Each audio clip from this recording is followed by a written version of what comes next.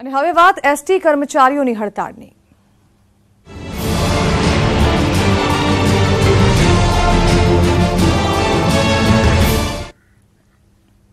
રાજ્યની 7,000થી વધુ એસટી બસના પૈડા થંભી ગયા છે। હજારો નહીં પણ લાખો મુસાફરો હાલ હાલાકીનો સામનો કરી રહ્યા છે।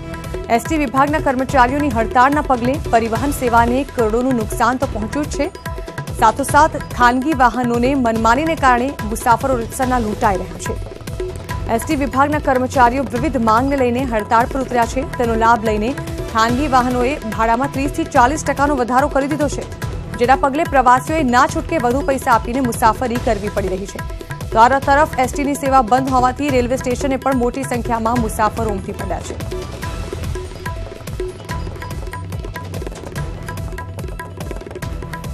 તો રાજ્યભરમાં એસટી કર્મચારીઓ આજે હડતાળ પર છે। પોતાના વિવિધ પ્રશ્નોને લઈ કર્મચારીઓમાં નારાજગી છે, ત્યારે જેતપુર ખાતે એસટી કર્મચારીઓએ લોલીપોપ વહેંચી સરકારનો વિરોધ નોંધાવ્યો। જેતપુર એસટી ડેપોના 275 કર્મચારીઓ હડતાળ પર છે, જેને પગલે જેતપુર ડેપોની 55 રૂટની બસોના પૈડા થંભી જતા મુસાફરો મુશ્કેલીમાં મુકાયા છે। તો દ્વારકામાં પણ 95 જેટલા એસટી રૂટ બંધ થતા મુસાફરોને હાલાકી પડી રહી છે। નવસારી બસ ડેપોની 80 બસોના પૈડા થંભી ગયા છે। એસટી બસ બંધ રહેતા ગ્રામ્ય વિસ્તારોના વિદ્યાર્થીઓ અને નોકરિયાતોને મુશ્કેલી પડી રહી છે। કચ્છમાં પણ 10 ડેપોના 1400થી વધુ એસટી કર્મચારી હડતાળ પર ઉતરી ગયા છે। તો સાબરકાંઠાના એસટી કર્મચારીઓએ તમામ બસોને બસ સ્ટેન્ડમાં ખડકી દીધી હતી અને 2900 કર્મચારીઓ પોતાની કામગીરીથી અળગા રહ્યા હતા, જેથી બસ સ્ટેશન સુમસાન જોવા મળ્યા। અરવલ્લીના મોડાસા, બાયડ સહિત જિલ્લાના 2000થી વધુ એસટી વિભાગના કર્મચારીઓ હડતાળ પર ઉતરતા 630 બસો થંભી ગઈ છે। મોરબી એસટી ડેપોની 54 જેટલી એસટી બસોના પૈડા થંભી ગયા છે। તો અન્ય ગામોથી મોરબી પહોંચેલી જુદી જુદી 25થી વધુ બસો રોકાઈ જતા મુસાફરોની હાલત કફોડી થઈ ગઈ છે। પંચમહાલ ડિવિઝનની 300 બસોના પૈડા થંભી ગયા છે। તો 2000 ઉપરાંત એસટીના કર્મચારીઓ રાજ્યવ્યાપી હડતાળમાં જોડાઈ જતા મુસાફરોની હાલત કફોડી થઈ છે। રાજ્યભરના એસટી કર્મચારીઓએ પોતાની પડતર માંગને લઈને આજે હડતાળનું શસ્ત્ર ઉગામ્યું છે, ત્યારે નાના શહેરોના મુસાફરો ભારે હાલાકી ભોગવી રહ્યા છે। સુરેન્દ્રનગરમાં અનેક મુસાફરો અટવાયા છે, તો ખેડા જિલ્લાના કપડવંજ એસટી ડેપોમાં પણ હજારો યાત્રિકો અને વિદ્યાર્થીઓ અટવાઈ ગયા છે। જૂનાગઢ એસટીના 700 બસોના તમામ રૂટ બંધ થયા છે, તો નર્મદાના રાજપીપળામાં 50 જેટલી બસોના કર્મચારીઓએ સૂત્રોચ્ચાર સાથે વિરોધ નોંધાવ્યો। ડાંગમાં પણ એસટી વિભાગના કર્મચારીઓ હડતાળ પર ઉતર્યા છે। સાપુતારા ખાતે એસટી બસોના પૈડા થંભી ગયા છે, અને તરફ છોટાઉદેપુર જિલ્લામાં પણ એસટીની હડતાળનો લાભ લઈ ખાનગી વાહન ચાલકો બેફામ ભાડા વસૂલી રહ્યા છે। તો બનાસકાંઠામાં પણ એસટી બસના કર્મચારીઓની હડતાળને પગલે પાલનપુર વિભાગને એક જ દિવસમાં 40 લાખનું નુકસાન થવાનો અંદાજ છે।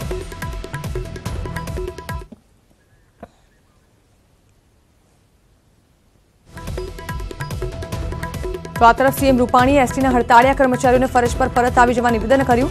તેમણે કહ્યું કે 7મો પગાર પંચ લાગુ કરવા શાંતિથી બેસી સમાધાન કાઢવામાં આવશે, પરંતુ આ પ્રકારની હડતાળથી લોકોની મુશ્કેલી વધે છે। તો એક તરફ રાજ્યભરમાં એસટીના કર્મચારીઓ હડતાળ પર ઉતરી ગયા છે 7મો પગાર પંચ લાગુ કરવાની માંગ સાથે।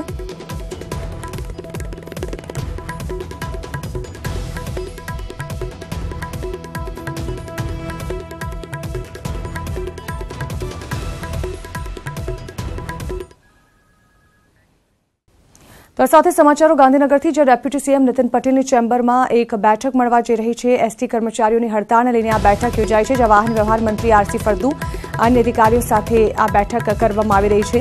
કર્મચારીઓની માંગણીઓને લઈ બેઠકમાં ચર્ચા ચાલી રહી છે। નાણાં વિભાગ અને વાહન વ્યવહાર વિભાગના ઉચ્ચ અધિકારીઓ સાથે આ બેઠક યોજાઈ છે, જેમાં 7મા પગાર પંચ અને અન્ય માંગણીને લઈને જ્યારે આજે એસટી કર્મચારીઓ હડતાળ પર છે, તેને લઈને આ બેઠક યોજવામાં આવી છે।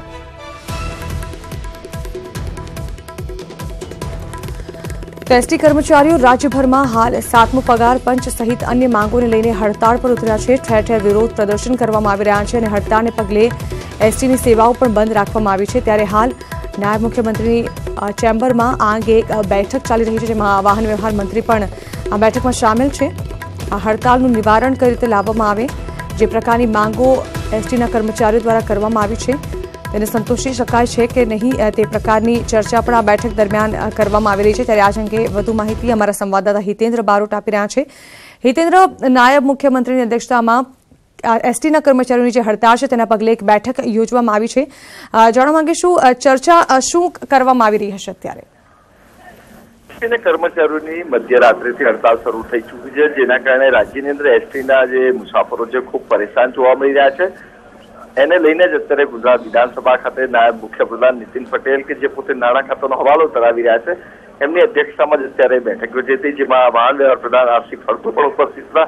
નાણાપ્રધાન અને વાહન વ્યવહાર પ્રધાન અને વાહન વ્યવહાર ખાતાના અધિકારીઓ પણ ઉચ્ચ સ્તરના ઉપસ્થિત હતા.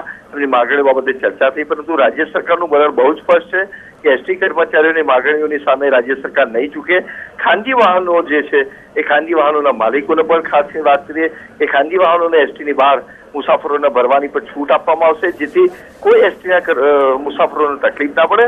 નાગરિક હડતાલના જે કર્મચારીઓ છે એમની સામે પણ રાજ્ય સરકાર એટલે કે એસટી નિગમ દ્વારા આકરા પગલાં પણ લેવામાં આવશે.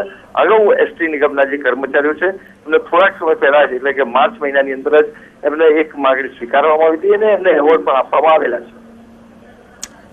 જી બિલકુલ હિતેન્દ્ર, આપ જોડાયેલા રહેશો. તો એસટી કર્મચારીઓની હડતાળને લઈને હાલ બેઠક યોજવામાં આવી રહી છે. આ સાથે સમાચારો મળી રહ્યા છે. એસટીના કર્મચારીઓ સામે હાલ તો સરકાર મક્કમ જોવા મળી રહી છે. કર્મચારીઓ સામે સરકાર નહીં ઝૂકે તે પ્રકારની હાલ તો વાતો સામે આવી રહી છે. ત્યારે આજ અંગે વધુ વાત કરવા હિતેન્દ્ર અમારી સાથે જોડાયેલા છે. હિતેન્દ્ર, સરકાર એસટીના કર્મચારીઓ સામે નહીં ઝૂકે મક્કમ જોવા મળી રહી છે અને આ માંગ નહીં સંતોષાય તે પ્રકારની પણ હાલ તો વાતો સામે આવી રહી છે. જાણવા માંગીશું શું નિર્ણય લઈ રહી છે સરકાર? જેના મુખ્યપ્રધાન વિજય રૂપાણી દ્વારા સવારે જ એમનું વલણ સ્પષ્ટ કરી દીધું હતું કે જે નિગમો ખોટ કરતા હોય એમને ક્યારે પણ આ પ્રકારના સાતમા પગાર બંધનો લાભ ના આપી શકાય. સરકારની નીતિ રહી છે કે જે નિગમો નફો કરતા હોય એ નિગમોને સાતમા પગાર બંધનો લાભ આપવો. ત્યારે નોંધનીય છે કે એસટી નિગમ જે છે એ ઘણા વર્ષોથી ખોટ કરતું રહ્યું છે. આ પ્રજાલક્ષી સેવા છે ક્યારેય નફો ન કરી શકે એ વાત દરેક વ્યક્તિ સમજે છે અને સારી રીતે બધા સમજી શકે છે. પરંતુ રાજ્ય સરકારનું વલણ બહુ સ્પષ્ટ છે કે જે નિગમ ખોટ કરી રહ્યું હોય એનો સાતમા પગાર બંધનો લાભ આપી ન શકાય. એટલે એસટીના કર્મચારીઓને કોઈ પણ સંજોગોમાં સાતમા પગાર બંધનો લાભ નહીં અપાય. એમને એ પણ વાતનું સ્પષ્ટ કીધું છે કે આ જે રીતે એસટી કર્મચારીઓ હડતાલ પર ઉતર્યા છે એનાથી મુસાફરો તકલીફમાં મુકાયા છે, એને લઈને સરકારને ખૂબ દુઃખ છે. એમને મુશ્કેલી નિવારવા માટે રાજ્ય સરકાર દ્વારા પગલાં પણ લેવામાં આવશે. જે એસટી ડેપોની બહાર એટલે કે અત્યાર સુધી પ્રાઇવેટ વાહનોને ત્યાં મુસાફરો ભરવાની મંજૂરી નહોતી તેમને ખાનગી વાહનોને પણ છૂટ આપવામાં આવશે. એમને પોલીસ પણ કોઈ પરેશાન નહીં કરે. જી બિલકુલ, આભાર હિતેન્દ્ર.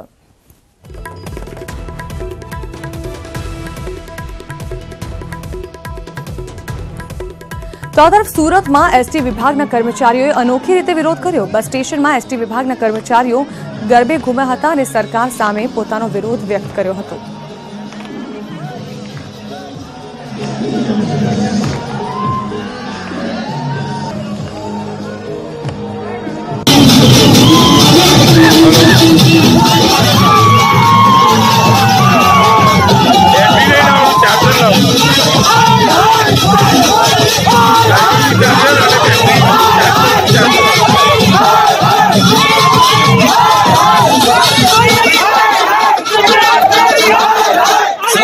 ગરબા આપણે સવારે મુખ્યમંત્રી દ્વારા જે અમને આ પગાર પંચમાં આપણને ના પાડી ખોટકાર નિગમને, તો રૂપાણી સાહેબને મારે પૂછવાનું છે કે કયું નિગમ ખોટ નહીં કરતું ને કઈ નિગમ નફો કરે છે એને તમે નક્કી કરી શકો છો.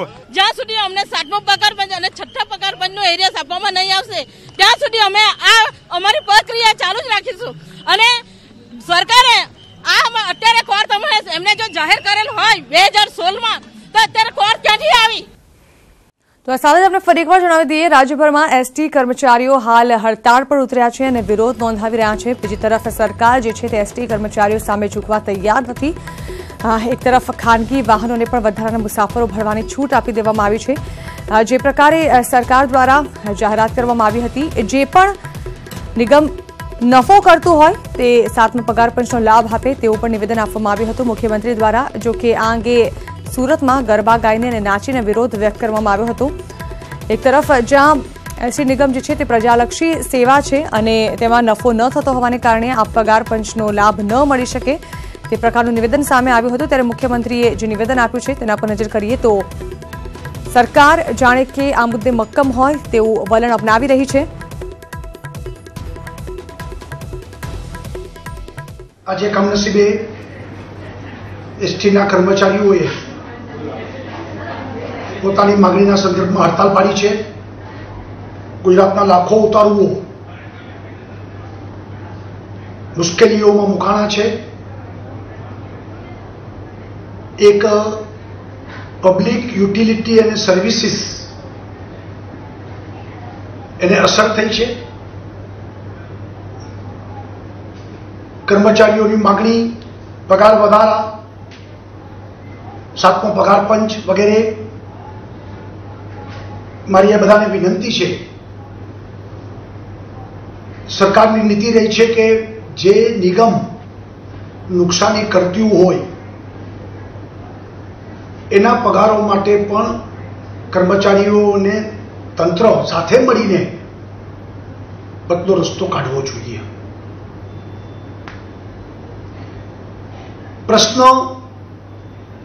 પ્રશ્નની રજૂઆતો, વાતચીતો, આંદોલનનો અધિકાર બધાને છે, પરંતુ જનતાને મુશ્કેલી પડે, ગરીબ માણસ, ગામડાનો માણસ, એને તકલીફો પડે એ રીતનો પ્રશ્નને જોડવું ન જોઈએ. હડતાલને સમેટી લેવે એવી વિનંતી છે અને યોગ્ય સમયે સરકાર સાથે મળીને દરેક વખતે રસ્તા કાઢ્યા છે એમ રસ્તા કાઢશે. એસટી કર્મચારી મિત્રોને મારી વિનંતી છે કે હડતાલ એ લોકોએ પ્રજાને મુશ્કેલી ન પડે એટલા માટે પાછી ખેંચી લે એવી વિનંતી કરું છું. તો આ તરફ એસટી યુનિયન પણ પત્રકાર પરિષદ સંબોધી રહ્યું છે. સીધા જઈએ ત્યાં.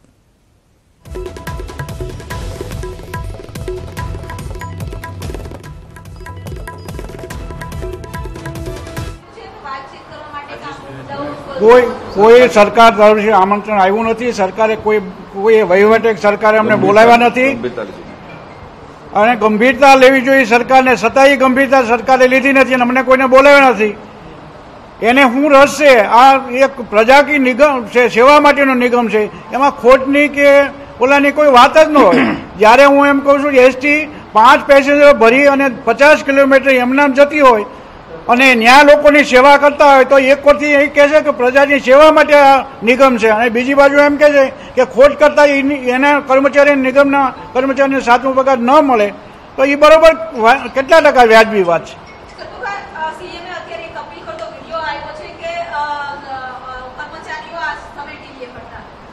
કોઈ એ તો ખોટી અફવાઓ ફેલાવે છે. એના માણસો, વહીવટના માણસો આવું બધું કરે છે. સરકારના માણસો આવી જાહેરાતો ખોટી કરે છે. અમારા કામદારોને ગુમરાહ કરવાની વાત છે અને ખોટા મિક્સ કરી અને ઓલા કરી અને અમારા સામે કામદારોને લાવવાની વાત છે. કોઈ વાત નથી. અમારા ત્રણેય સંગઠનના મુખ્ય માણસ જ્યાં સુધી આદેશ ન આપે ત્યાં સુધી કોઈ હડતાળ સમય હડતાળ નથી.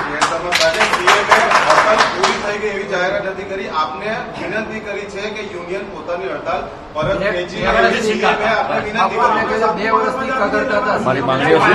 અમારી માંગણીઓ સ્વીકારી લે એટલે અમે હડતાલ પાછી ગઈ. અમે 2 વર્ષથી અહીં પાસે કગડતા હતા કે ભાઈ અમારા પ્રશ્ન છે.